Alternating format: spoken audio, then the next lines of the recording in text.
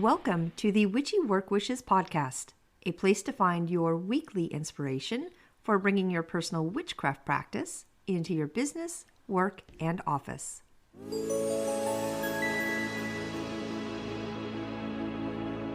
Welcome to Witchy Work Wishes. I am your host, Charlene, and today we are pulling out our 2023 goals.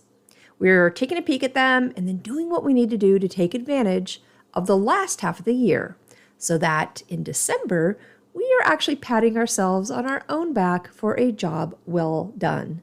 But first, I always like to start with 3 things I did over the weekend to help with my witchcraft practice. So I had some big swings with energy and downtime this weekend. And for the energy part, I thought a lot about my work week and how being organized for it helps me so very much in the mornings. I reviewed my own notes on how good work mornings do actually start the night before, and revisited and refined some of my own nighttime habits. So this happened to include putting together a brand new clothes rack that I bought last week. It's replacing one that I had out in my room, and it beautifully displays and hosts my outfits for the coming work week. I also got my business outfits ironed, shoes matching my purse, and jewelry picked out for each of the pre-selected outfits. So it felt really good. I finished up by cleaning my room and getting my vanity organized as well. Now I have a bunch of things tied to mirror magic and my vanity with my practice. And I have my, cards pulled, or that I pull, kind of displayed out for the week, so I can remind myself of the energy with them. I also started a new essential oil in my bedroom diffuser, which was amazing. I was able to book a class, essential oil class with Kathy, who helped us with the podcast a couple weeks ago about essential oils. So I stocked up on some really good doTERRA options, and the mood change the special mist brought to my freshly cleaned bedroom was transformative. It just felt good. Like everything was clean and organized, and it just brought some new life and energy to my room. Perfect to do with the new moon. For the downtime, I went down pretty hard. So I was not completely aware of it until midday on Saturday, but I honestly let it be. Apparently I needed it, so instead of fighting it, I gave my body the rest it needed. And waking up on Sunday and drinking my morning coffee felt like I was back on track. I had a good home day, baking bread, working on this podcast, of course, and calling my father to wish him a very happy Father's Day. I also did some new moon workings and put water out. This new moon is in Gemini, and that is a good time for social goals, mental health and wellness, education, and communication. So I worked with that energy and thanked the new moon with my own personal rituals. I did a card pull on Sunday and asked for guidance with the week ahead. I pulled the coyote spirit from my animal oracle deck. The picture of this beautiful coyote with feathers around his neck says, "Trust in our divine detours." Do you find that you are being led on a strange detour in your life right now? Does it seem that what appears to be the next right action and the right choice, best situation, or fabulous relationship unexpectedly turns into the opposite, or just disappears into thin air as if you've been tricked? Coyote Spirit's trickster energy is designed to bring you into situations to teach you lessons you have forgotten to learn. Perhaps you need a taste of failure before you experience success, or need to feel disappointment before you can truly appreciate the joy and love and prosperity that is coming for you. Perhaps you are revisiting a pattern you forgot wasn't in alignment with a life you are intending to co-create. Being reminded that gratitude, not complacency, will keep you awake and aware of all that is available to you in the moment. Coyote Spirit reminds you to laugh about the unexpected twists, to develop humility and gratitude, while releasing your attachments to the form of your desires. Even when you suddenly feel yourself on a detour, wondering when you will get back on track to manifesting what you desire, remember that Spirit has a plan and wants the best for you. Trust in divine order now. Coyote Spirit is a divine helper. No matter what seems to be going astray, things are exactly as they are supposed to be. That's an interesting card for me to pull, and I've never pulled the Coyote Spirit before. Thinking about this podcast and, my own goals for the year, how, we are halfway through and looking at maybe what has distracted me with some of my goals, thinking about old patterns that are not helping me with my current goals. This deck is amazing. I'm very, very connected to it. All right, the moon. So the dark moon and the new strawberry moon this past weekend brought some nice downtime. I listened to my body and let myself rest on Saturday, like really rest. Not a lot got done, and I was okay with that. The new moon in Gemini had some karma with it, and karma like in a good way. So Saturn in retrograde, which I'm learning more about, brings balance to things that have maybe gone wrong for us in the past. It gets fixed now. Interesting that it coincided with this week's podcast topic and was a good time, still is if you have not done a list yet, to write down current desires. As this week continues, we are in the beginning stages of a waxing moon, which is the crescent part. And this is a good time to think about things we want to give energy to. As the moon grows in strength, we give energy to things that we also want to grow. This is a good time for healing too. All right, well, I have my notes, so let's check in with our 2023 goals and to-do list.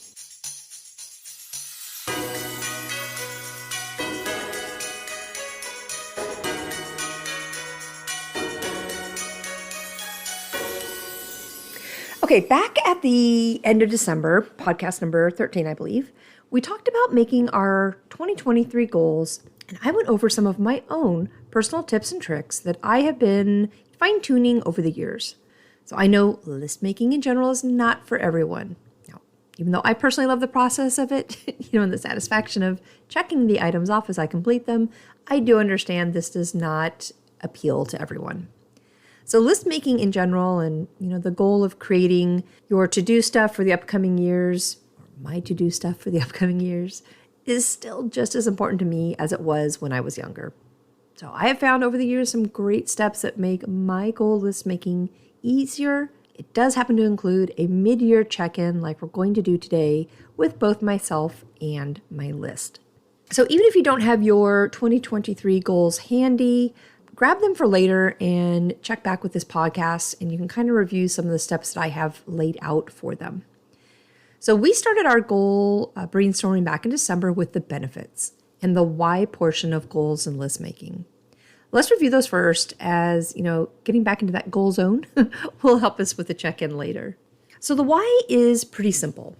Goals give you a direction and a clear reminder on what you want completed by a certain time. And we all know there is a big gap between making goals and actually achieving them. But you would be surprised how much energy and success you truly already do create just by making them. You are one step ahead with focusing on, defining your purpose and what it's going to take to achieve your goals. And seeing your goals written down really can put into action and into motion things that may not have started without it. New habits and routines are created, all which gives energy to your end result and purpose. So when we created our goals, we were thinking about what we are willing to do, right? Sometimes goals sound good, but we are not willing to work or sacrifice to have them. And maybe they sound good because you think other people value them, but you yourself really don't. Those goals really will end up collecting dust because they do not align with your vision or your greatest good. You do want to be realistic in making your goals. And of course, that does not mean they can't be huge. You want them to be motivating and you want them to be exciting. But your goals should be ones, that give you direction and create manageable to-do actions so you can achieve them. So when we created our 2023 goals, part of what we walked through was creating a timetable and a framework to complete them. So goals will help you prioritize your actions. Again, creating those little to-do list items that need to be checked off to continue moving forward so you can complete the big ultimate goal. Now, a stumbling block, not only with goals, but with our big projects or anything that can seem overwhelming, is going to be the lack of ability to break it down. Break it down into smaller, manageable steps. It really is this very thing that will keep people stuck in situations. They only focus on the big picture and it overpowers them. It freezes them into place because they are just unable to compartmentalize and take one baby step at a time. I refer back to this saying often just as a reminder to break the big picture down into manageable steps. And it says, a dream written down with a date becomes a goal. A goal broken down into steps becomes a plan. And a plan backed by action becomes reality. Hopefully this is how we approached our goal making back in December. We took our dream and we wrote it down. We planned on what steps needed to be taken to move forward with them. And then we acted on them. Or maybe we are still acting on them, right? We're only halfway through. We acted on those steps to start achieving them. So baby steps written into your timelines, when working on goals are super, super important. They will give you a sense of completion. And that sense of completion is a huge motivator in continuing on with your path. So do what you need to do to remove those stumbling blocks of being overwhelmed by, a big end result. Create those little baby steps that, when completed, will propel you to move forward with a sense of accomplishment. Goals will separate out our wishful thinking, right? That, oh gosh, wouldn't it be nice if, and our, I don't know, someday I might type dreams, and help us focus on what we really do actually want, and then turn that something into what we really want and make a reality of getting it. So it's something that's active, that we are in real time working for. That level of responsibility gives us power. This is your goal, your action to work on, your choice to do something that brings you closer to completion. Of course, that power and choice can turn into actions that delay your achievements, right? Goals are something so personal for you, and really you are the one with the ultimate control over them. But, when you get the momentum going and feel those little rewards pushing you forward to the next task, some of the behaviors that might have been holding you down before will not seem so attractive anymore and give you the same satisfaction that they used to. You'll find that when you are in alignment with your greatest good and goals, some of that, noise and chatter that has distracted you in the past will just melt away. So in December, I talked about how I personally structure my goals when writing them out. Number one, I create a space that is just for me. This is a reflective time and a brainstorming time. So carving out plenty of space for me to, play around with my thoughts and ideas is important. I know I'm better at this in the morning, so that is usually when I reserve the time that is just for me. And I'll create, the physical space around me to encourage creativity and make me feel cozy. I grab my papers, my pens, usually a fuzzy blanket. I light candles. I have a fire in the fireplace, and I'll put some type of music on, and I curl up and I just let my thoughts flow. It's a free-for-all at the beginning. Really, nothing is wrong. I will write down things no matter how silly they are. Almost like a random vision board, but with words and phrases. 2, I give myself a timeline to complete making my goals. However, for me, they don't all have to be done in one day, but there is a timeline.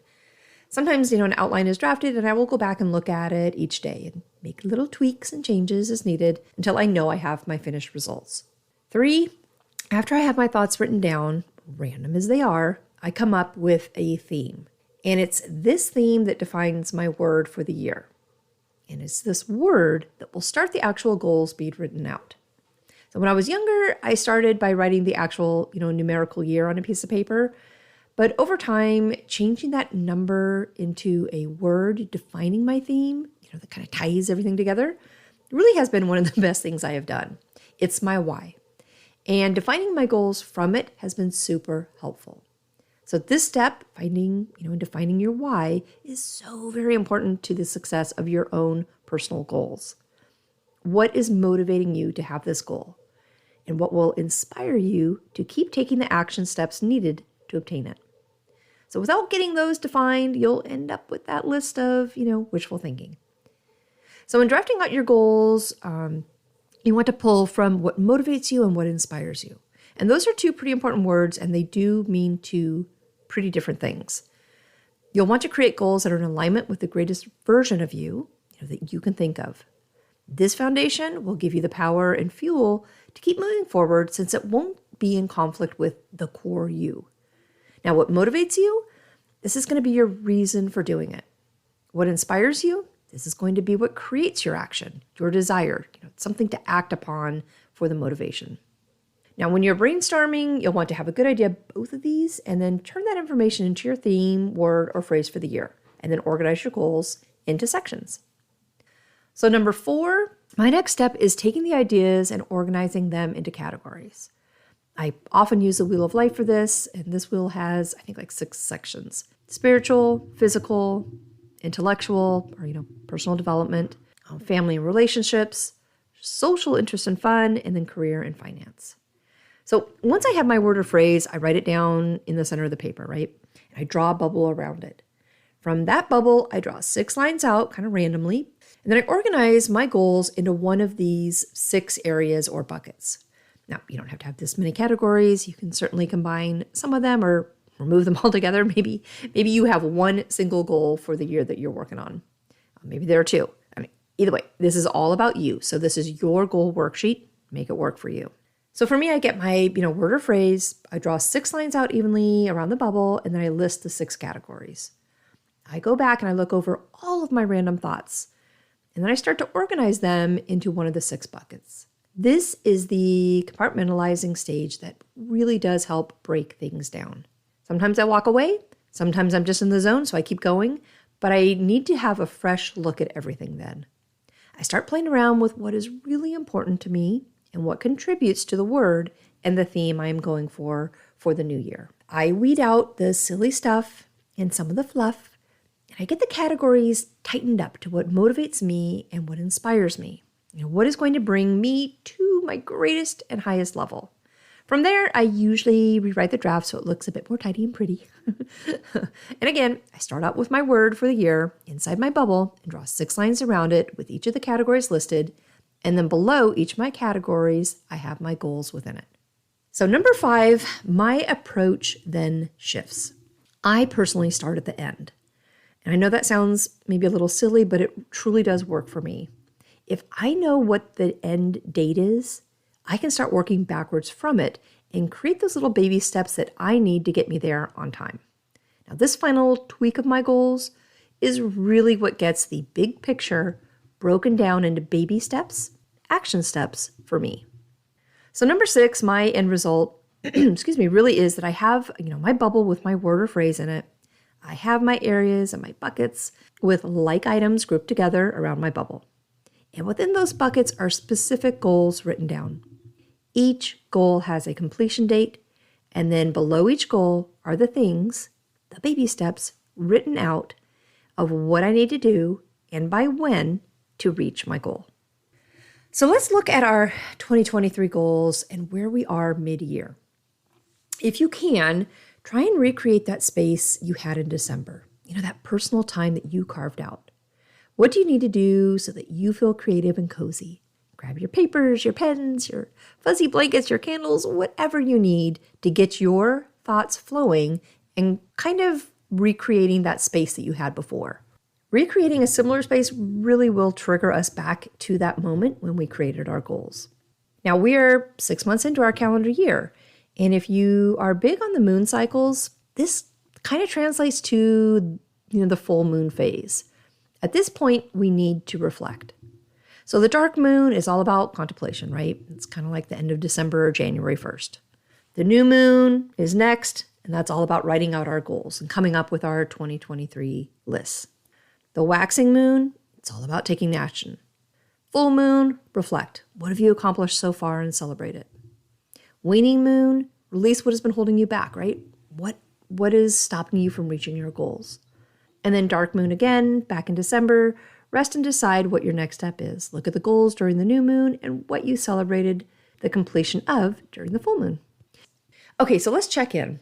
Unfortunately, the statistics for people completing their New Year's goals is not very high. Under 20%, I believe, actually finish them out, with the majority of the 80% who don't dropping their lists entirely by February. That's a tough statistic. But why? Why do we do this to ourselves?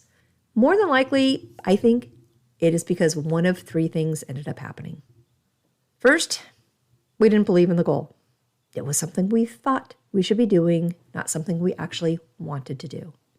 Second, we might not have mapped out the path to achieve it. It was this big, overwhelming goal, and we were not able to break it down into baby steps that are doable. The goal was just too big, and we got overwhelmed. Third, there certainly could have been some self-sabotage. We did not believe we could actually do it, and old habits took over to reinforce why we don't deserve it. But not us, right?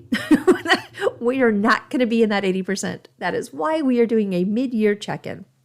So our full moon stage of the goals we made back in January, we are right in the heart of it, and we are going to celebrate what we've completed and then reflect on what remains. So what needs to be done to complete the rest of our list? Now, when we made our original list, hopefully we were able to use the acronym SMART, which stands for specific, measurable, achievable, relevant, and time sensitive. If you did, we're going to be in that 20%. We are going to be on track with our goals. This does not mean that they don't need tweaking or a little bit of adjusting right about now. We all know life happens. And unplanned things, big or small, can sidetrack us or even completely knock us off course. So this halfway point is powerful. It's a time of fulfillment. It is a great time to connect with our intuitive side and our psychic abilities. We just came off the new moon this weekend, so if you want to give your 2023 goals a punch, like a true punch, tag this episode or make notes on what you can do on our next full moon. For this year, it's going to be happening the first week of July, within the first couple of days. It is a perfect halfway point through our year. And that personal space that we just talked about, the personal time that you need to carve out to look at your goals and reflect, plan for it. Do it on the full moon coming up. My recommendation and what I'll personally be doing on the July full moon is this. I'm going to do 5 things. First one is I'm going to reflect. I'm going to celebrate my wins. I'm going to cross off the goals that I've already completed and give myself a halfway through the year pat on the back for achieving them. Second thing I'm going to do is take my remaining goals, whether it's 1 goal or 10 goals left that I have not yet completed, and I'm going to write something for each one. I'm going to start out by saying I want it so I can whatever, have a reason for each one, why I want it. Third thing I'm going to do is write down what has stopped me from getting this goal completed. What are the roadblocks that maybe I've encountered? What are the habits that are holding me back from having it completed? Or maybe what are the repetitive words that I keep telling myself to sabotage the success of having it? I'm going to write it down, promise. I really do think the more I can understand it, the less power it might have over me. Every goal that's left, I'm going to write it down again, and I'm going to say, I want this because I can have blank. And I'm going to figure out why I'm not getting it right now. Fourth thing I'm going to do is I'm going to take the remaining goals and probably start a whole nother list. This time, I'm going to go back to the step where I originally made it, and I'm going to redo the timeline. We've got 6 months left with our annual goals. So I'm going to break it down, and I'm going to work backwards. I know this needs to be completed by December 15th. In order to have it completed by December 15th, I need to have, this done by November 1st, and then this done by October 1st. And I'll need to have this started by, August 15th. I'm going to measure it out. I'm going to have the why right under the goal, and then the actual timeline, the specific dates of the goal broken down. I'm going to break it down in little baby steps of what needs to happen and by when. I'm going to use that, SMART acronym again. This is the time-sensitive portion of it and the measurable portion of it. After I'm done with my, new list, I'm going to post it. I'm putting it somewhere front and center so that I can continually look at it and have it remind me of what I'm doing all of this for and, where I am in my timeline to complete it all. All right, what about goals for career and job?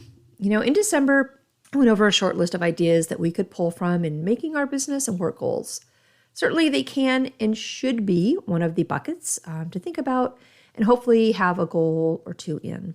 So I gave some examples of improve your time management skills, of course, get organized, get certified maybe in your field or get a college degree, create a new work habit.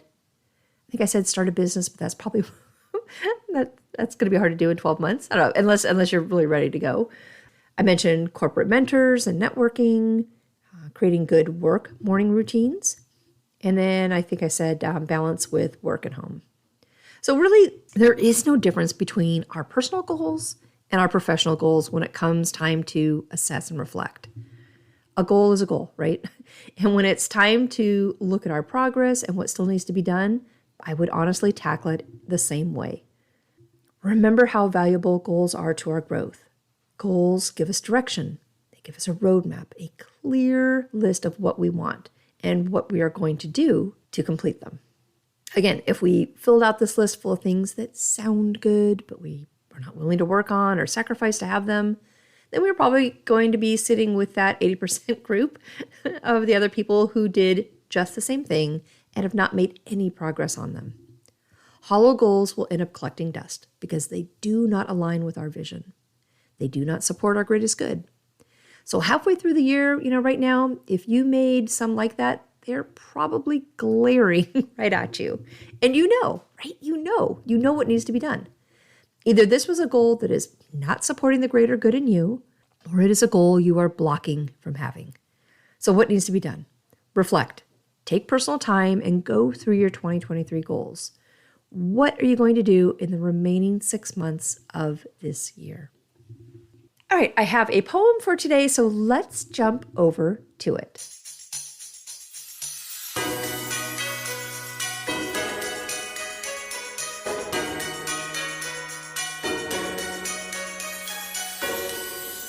Instead of writing a new poem for this week's podcast, I'm grabbing the poem I wrote back in December because it still fits. Just as it did back then, it does now. We're going to be taking all of our goals, looking at them with a fresh set of eyes, assessing what's gone right, what's gone wrong, and what we need to do to finish out the year. So here we go. It's time for goals. It's time to plan. Think ahead and dream all that you can. What are your wishes? What do you want? All those desires known by your confidant. Write them down and think them through. What are the goals that mean something to you? Think of what motivates you to do more. Don't second guess. Just let your heart pour.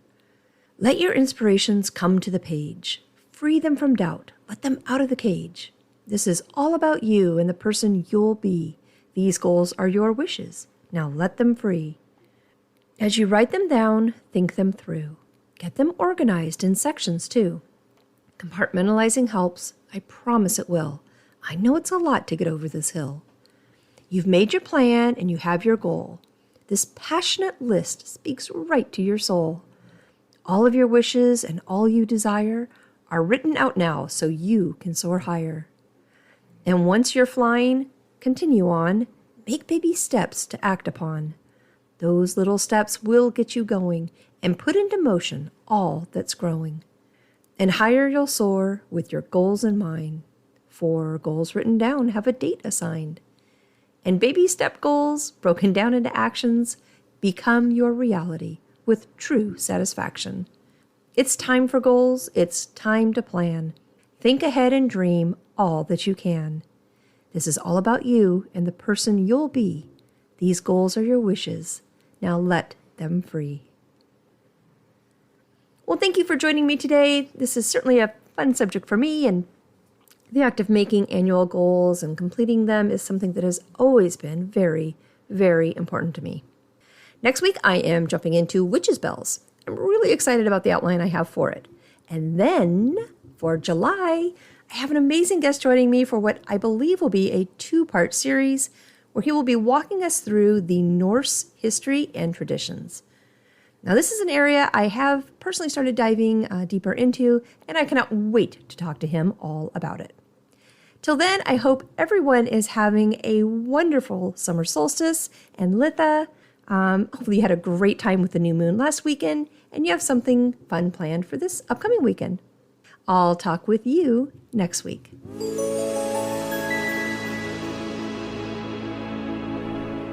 Thank you for joining me today at Witchy Work Wishes, a place to find your weekly inspiration for bringing your personal witchcraft practice into your business, work, and office.